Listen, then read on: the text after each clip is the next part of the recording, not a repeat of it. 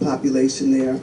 One of the things that we're really proud of is the Thinking for a Change program. It's a program that's used in many of the state and federal facilities, but very few county jails have it. And it's a way that we teach skills that a lot of these folks who are incarcerated don't have. You assume that they know how to handle anger and things like that, and they don't. And we find that a lot of times the inability to handle those kinds of emotions is what oftentimes lands them where they are. And we are providing skills and tools for them to do differently so that they remain home with their families. We started a mentoring program for women coming home from prison. We have women in the community that mentor them, help them get back on track, help them with their kids, and just coming back to the community is a challenge, as you heard from our sister Angela James earlier. And we want to provide that support to the women so that they remain home with their children. So many children are lost to violence or incarceration because the parent is not there, or foster care even as well. So we do a lot of different programs. We're having a national conference in May, and it's called The Cost of Violence. I'm going to ask if you pass the flyers around. It's called The Cost of Violence. It's our second national conference.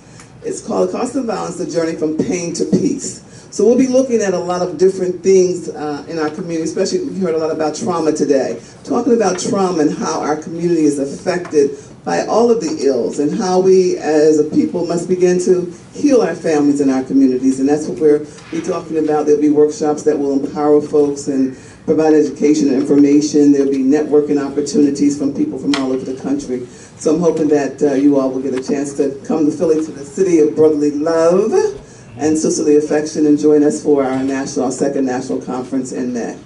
Thank you. Thank you very much, Sister Dorothy. And I think Dr. Daniels is going to be your opening keynote speaker. Yes. So we wanted to at least put that little plug in. And as we prepare for our other presenters, I may have been remiss, Ron reminded me, and not reminding our Black Family Summit organizational reps and leaders to also share in your reports how you're working around drug policy reform, or to what extent you could be helpful in this process as you think through your remarks. Let me now introduce our second presenter, and I had turned to something that I wanted to share with you, and it's from a young lady whose name is Nzinga Braswell. At the time of this writing, she was 10 years of age.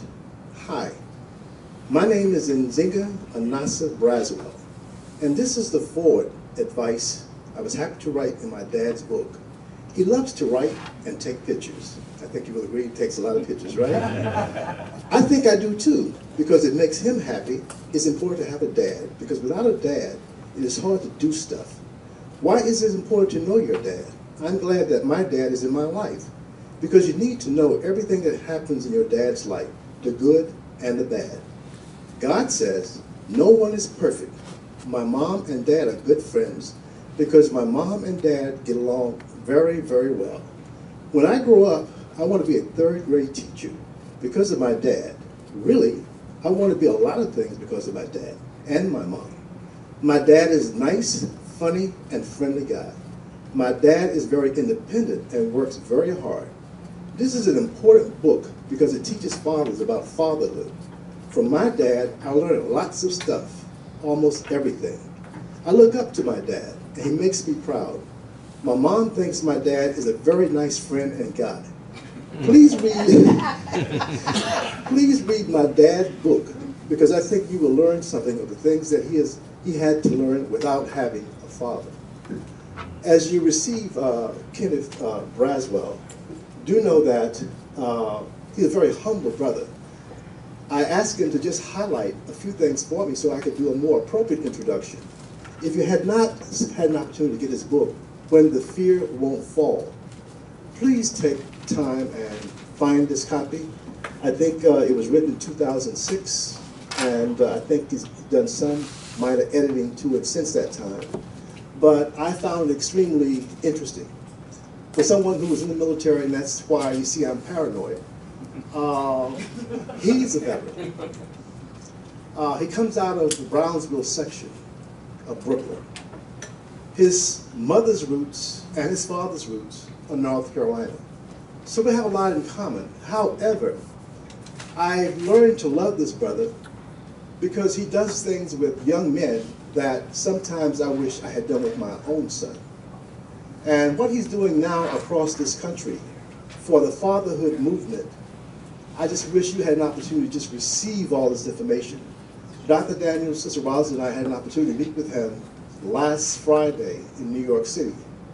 And it was through the gracious offices of Sister Nkechi Taifu's colleague, Brother Sean Dove, who is one of our mentees. I have to say that very publicly because we've known Sean, who runs the campaign for Black male achievement throughout the country.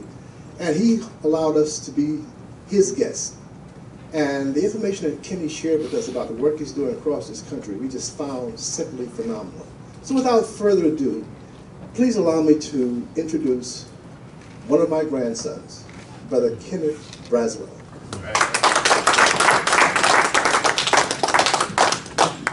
Thank you. I don't even know how to follow that up. Just sit down, but thank you so much, Baba Dunstan. I've known him for too long in terms of me telling you how long, because then you know how old I am. And so that's the only reason I hold that back, as well as Nana Roz for, being able to see something in me that she thought was of value to the black world and to IBW and to Brother Ron, who's all three so graciously came to New York City a week or so ago when we spent some incredible time together. And I said to my wife when I got home, it's one thing to be inspired, but it's another thing to be amongst inspiration. There's a very different kind of feel when you're sitting amongst inspiration, and that's really how I feel today with you guys since I've gotten here last night. And so God is just really, he has me immersed around thought leaders, around inspirational people, people with vision, passion, and purpose. And I'm really big on passion, purpose, and position. It is my logo. It is my creed in life. I believe that passion without direction is just nervous energy. And so when you have true purpose, you understand how to direct your passion. And when you do understand how to direct your passion, given your purpose, God gives you position. And so a lot of times when I'm in a particular place, if you look at my title, I might seem out of place. But it's not my title that puts me here, it's my position that puts me here. I think that we're all here, not because of who you are or what title is on your business card. I believe that we're all here because of the position that God has put you in the work that needs to be done for our community. Did that make sense? Yeah. Okay, that's going to say I'm preaching mighty hard right now. I ain't giving out an amen like I'm preaching better than an amen. And so this work of responsible fatherhood for me is a passion. It is my calling. God said to me when I was sitting on the couch ready to take my own life, when I asked him at the moment that if you don't give me something to get off of this couch for, I will not get up. And he very softly said to me, speak to the hearts of men. That is your calling. That is what I've trained you to do. That is what I've purposed you to do, to change the hearts of men. And I often hear, and I've heard several people say it, I even heard it in this last video, that if you can change how people think, you can change what they do. But I always take it one step deeper. And that is, if you can change how someone feels, you can change how they think. Then you can change what they do. But if you never address how one feels about themselves, you will never change how they think about themselves. And a lot of what we're struggling with today is not the overall policies and legislations and programs and resources and money and people that we're struggling with. It's really, what do we feel about ourselves? How do our children feel about themselves? What is the world saying to them that makes them feel about themselves in a particular way? And so I think that part of our work is in this mental health space. It is why I did this film. It is why I do this work. Because the one thing that we rarely talk about with respect to men and fathers is, how do you feel? How do you feel as a result of not having your father in your life? How do you feel about being poor? How do you feel about how society makes you feel? How do you feel about every time that you walk out the door, you have to be on alert and suspect of every measure of racism that you might face when you walk out the door? How do you feel about that? No one ever has asked me how I feel to be a black man. How does that make you feel? And I think that we react to that very differently, not in general, but somewhat specifically than women do, with respect to how we feel. And we're not going to sit down around the table and tell you how I feel. But best believe I'm going to show you how I feel. And so if I'm angry, you will see very visibly that I'm angry. If I'm upset, you will see that I'm upset. Now what you won't know is what I'm upset at and what I'm angry at. And a lot of times that is rooted in how we feel about ourselves. And so I want to show you this film because I want to sit down. I really want you to see, why I do this work. This film here is a promo to a documentary I finished probably about a month ago called Spit and Anger, Venom of a Fatherless Child, a Fatherless Son. And what I wanted to begin to show was really how father absence is creating this space of anger and emotion, particularly in our young black boys in our community, and how they are expressing that in ways that we're not addressing. So.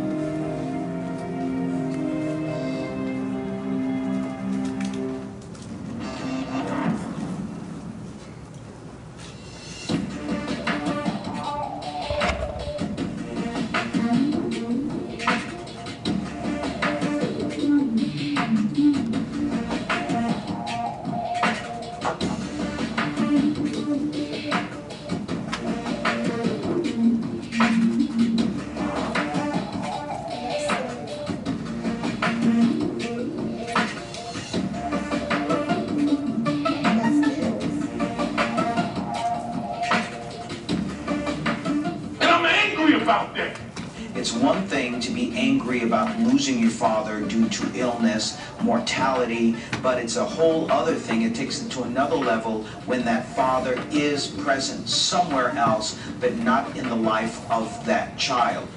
I wish I could get him for 5 minutes in the room so I could express to him exactly how angry I am about what he did to me.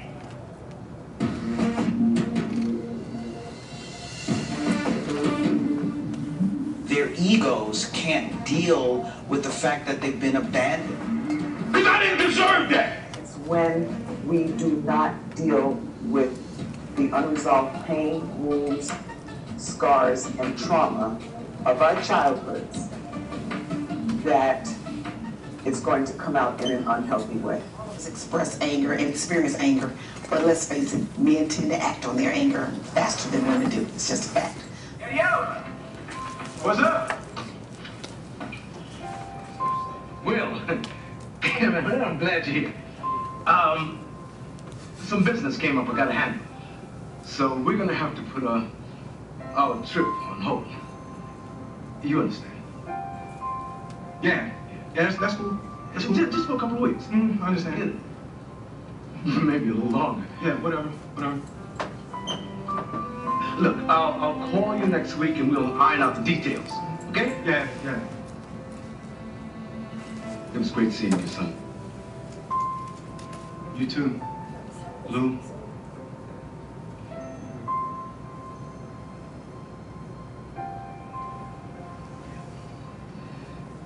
Yeah,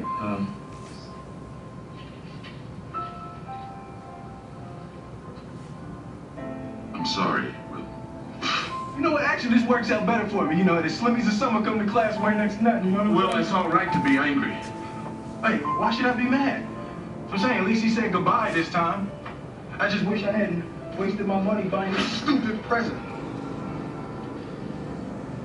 I'm sorry. If there was something that I... Hey, you know what? You ain't got to do nothing. Ain't like I'm still 5 years old, Ain't like I'm going to be sitting up every night asking my mom, when's Daddy coming home, Who needs him?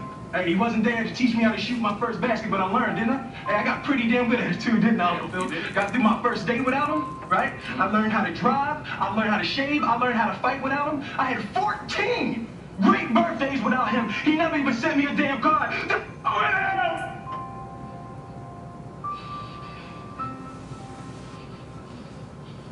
I ain't need him then and I don't need him now. Well, You know what, Uncle Phil? I'm gonna get through college without him.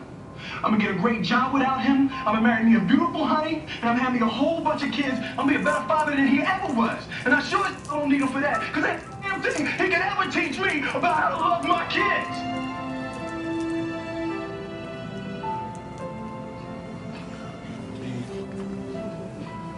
How come you don't want me, man?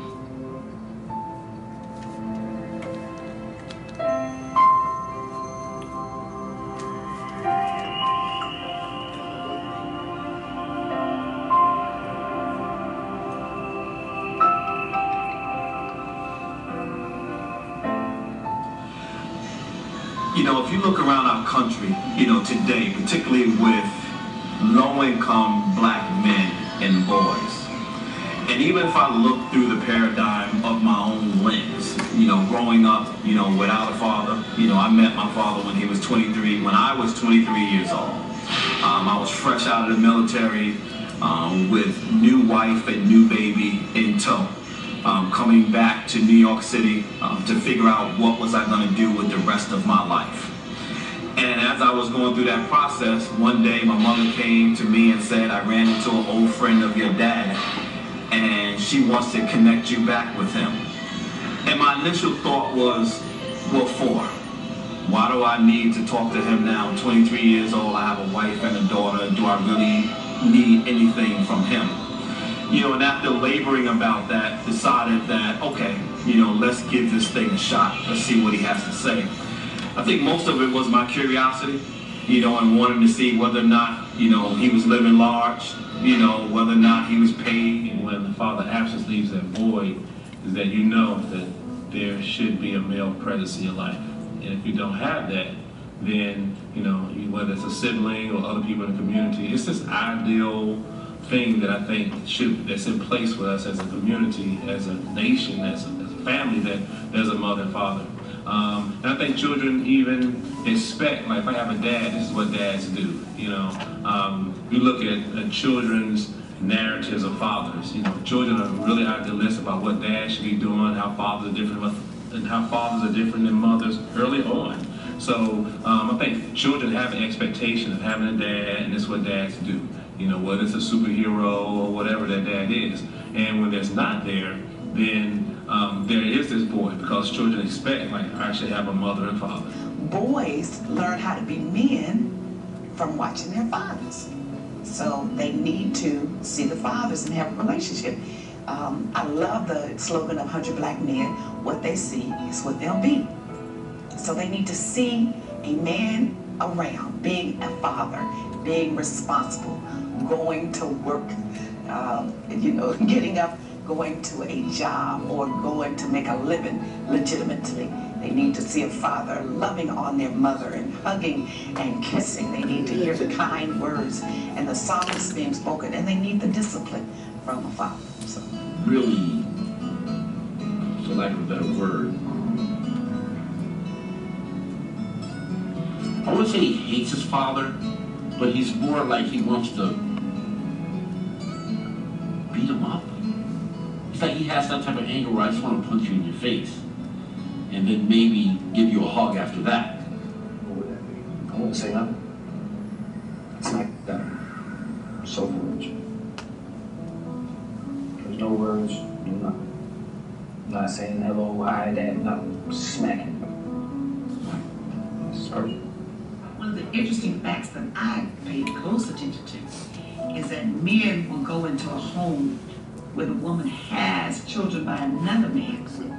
They'll go into her home, marry her, live with her, whatever, and they'll be more of a father to her children than they are to their biological children.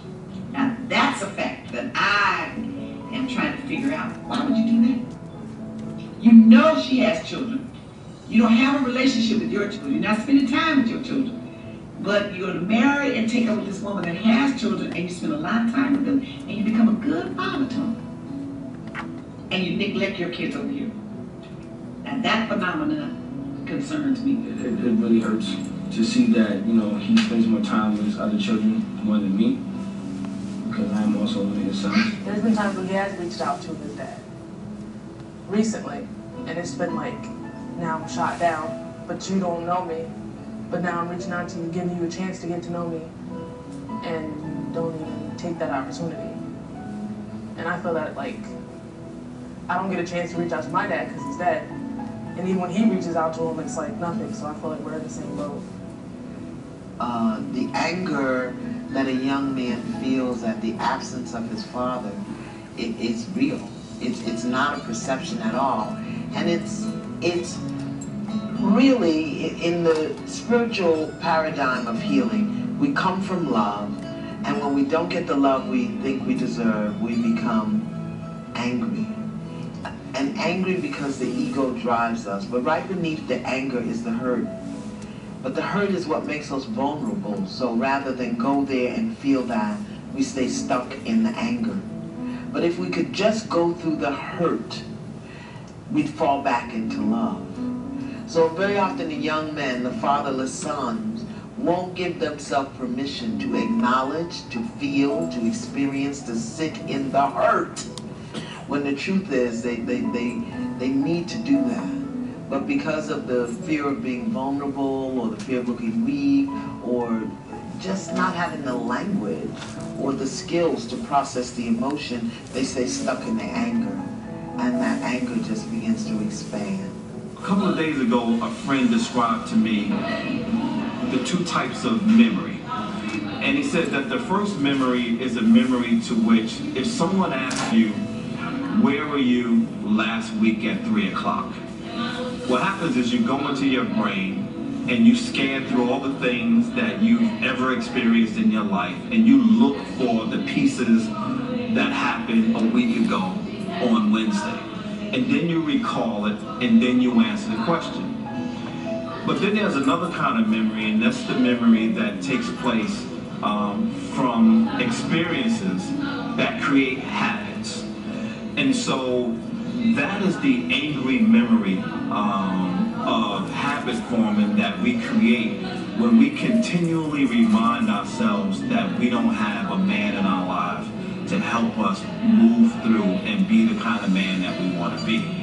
And because we play that tape over and over and over and over and over again, a lot of times when we respond to not having a father in our life, it's not because we recall that he's not in our life. It's because we've played that scenario over and over and over again. I motivate him. I tell him that I love him, that he can do all things through Christ who strengthens him. I tell him that he got the courage of a king. Sometimes we bump our heads, but we get up and we shake it off and we keep it moving. I motivate him sometimes I just scream in his ear, boy, you're my grandson, boy, you got it going on, what? We're going to create healthy children. If we're going to create healthy relationships, if we're going to create healthy communities, we have got to deal with, understand, wrestle, combat, and find solutions for the void that particularly boys, girls too, or particularly boys, had as a result of not having their fathers in their lives. And so for me, in the line of work that I do in looking at family development and family constructs, it's important for me to understand that we've done the body of work that addresses the issues for the most part that women are dealing with. But we have not taken enough time to deal with the ills that are affecting our boys as a result of not having fathers in their lives. And for me, it's probably one of the most important issues that we have to tackle today. As kids, we looked up to our parents like giants. We were supposed to stand on the giant's shoulder to see further and get closer to the source. Now, young children pay for old parents' mistakes. All the signs point to danger, emotional anger, miseducation, miscommunication, then turns to pointing fingers. The blame game. Parents blame the younger generation, forgetting that they raised it, while the child blames the parent instead of taking responsibility for what they want their life to be. The parent says, why can't you do good and pay attention? But the child says, why can't you close your mouth and listen?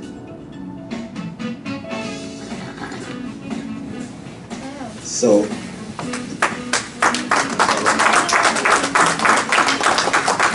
that's the kind of 13-minute version that we put together when I was talking to folks about the concept and didn't kind of understand what I was talking about, and I couldn't get funding because they couldn't get their heads wrapped around the concept. So we actually created this.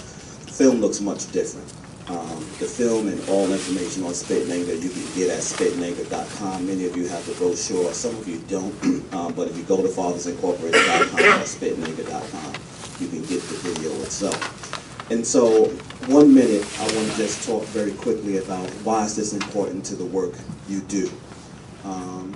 This is why, or what I hope motivates you, and I know I'm speaking to the choir, but there's a broader audience out there that don't know the serious pain that's taking place amongst men and boys, particularly black men and boys in our community. And this is one of the stories that must be told and must be carried, because as you guys move in the lanes that you're moving in and doing the things that you do, at the end of the day, in my work, I'm dealing with this individual in my hand that don't understand what you guys are doing. In fact, they don't care what you're doing. They have no need to understand what we're talking about today. They just want to know, how can I survive in this moment to do the things that you're asking me to do, but I don't have the resources to do.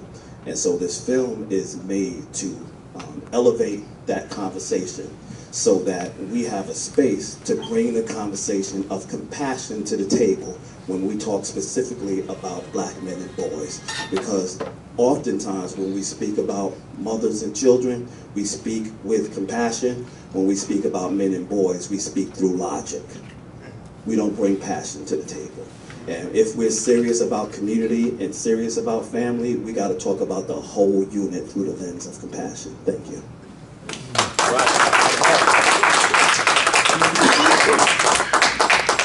It's difficult. We've already done 10 cities. We got 10 more in front of us, 10 bubbling under. Hopefully I can bring it to Baltimore. We're going to come up with a date to bring it to Baltimore. We just left D.C. I was in Omaha. We're going to Ghana once. We're going to South Africa at the end of this year. We're going to London in the summer. And so as many people who call us, and in some instances, give me the resources to come, because I can't come everywhere. And so, but coming up is Springfield, Massachusetts next Friday, New Orleans a couple of weeks after that, LA, and then Columbia, South Carolina. And I want to talk to you about that. Thank you very much, Jerry. Thank you, family, for being so patient. So far, so good? Yeah, great. Beautiful, beautiful. Thank you again. There is something called the African way, and oftentimes it's spirit-led. So I wanted to go with a brother. However, our respect for not only our elders, but also our respect for the Queen Mother. We're going to ask Nana to present first, and then I'll let the Spirit guide me in terms of who the second presenter will be.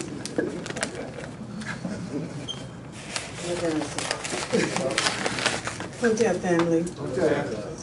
When we talk about healing in the African American community, I'm often reminded of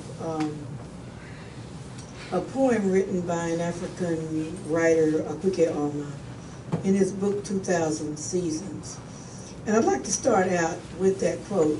And since he made me go first, he'll have to indulge me for a minute, okay? And it says, this season, the flow is so powerful in the direction of death. It has been so long since Anawa spoke of prophecy of 1,000 seasons and another 1,000 seasons. 1,000 seasons of our people spent wasted, wandering, dazed along alien roads. Another 1,000 spent finding the path of the living way. The reign of the destroyer has been long. It will be longer. But what is this? Our anxieties against the howling agonies of our ancestors laid away to waste. What puniness is this? Our fears against the death and destruction and debauchery. But remember this, amongst all that death and destruction, there are still some among us who dream secret dreams, who hear secret voices, and who see secret visions of our present. But it's so easy this season for even us to forget that too. End of quote.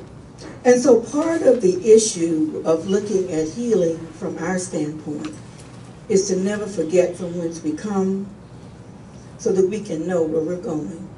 So in the context of African tradition, as our organizations hopefully are doing, and what we are attempting to do with the Black Psychiatrists of America, which ain't easy, because they come from a different perspective in terms of being trained, as we were talking about at lunch, to not have the touch and the feel and the emotion that is required to help our people.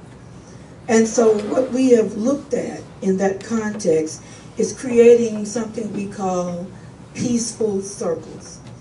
And we are partnering with the Black Psychiatrists and a group called JED Collective, headed by Dr. Charles Finch, some of you may know. And we are looking at that model as a model of both primary and secondary prevention to stop our young people from ever entering into the juvenile justice system, and then to rescue and relieve those who are already there.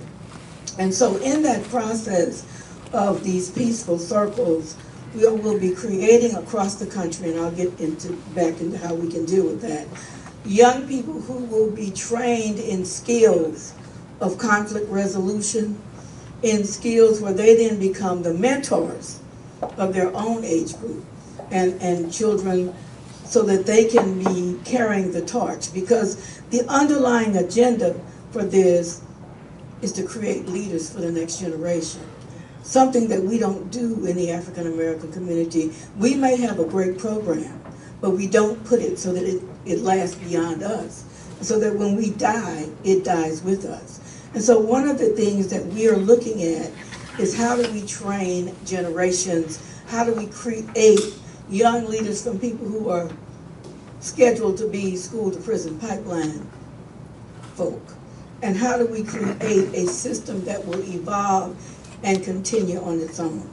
The second aspect that the Black Psychiatrists have evoked, and I mentioned it the last time we were in Baltimore, was a program called A Checkup from the Neck Up.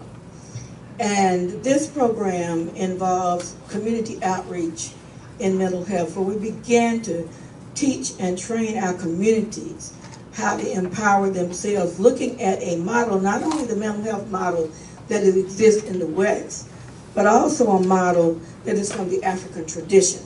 And I'll give you a classic example, is after we work on giving people basic didactic data, we have instituted a council of elders within our own organization that we want replicated in our communities. We have been able, through the council of elders within the Baltimore committee, to stop people from even entering into the criminal justice system.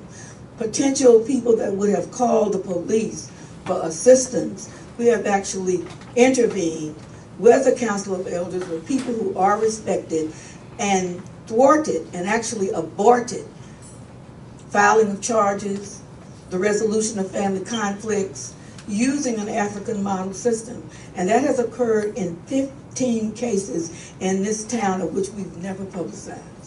We've been able to do that. People know who we are. They will call us and ask for an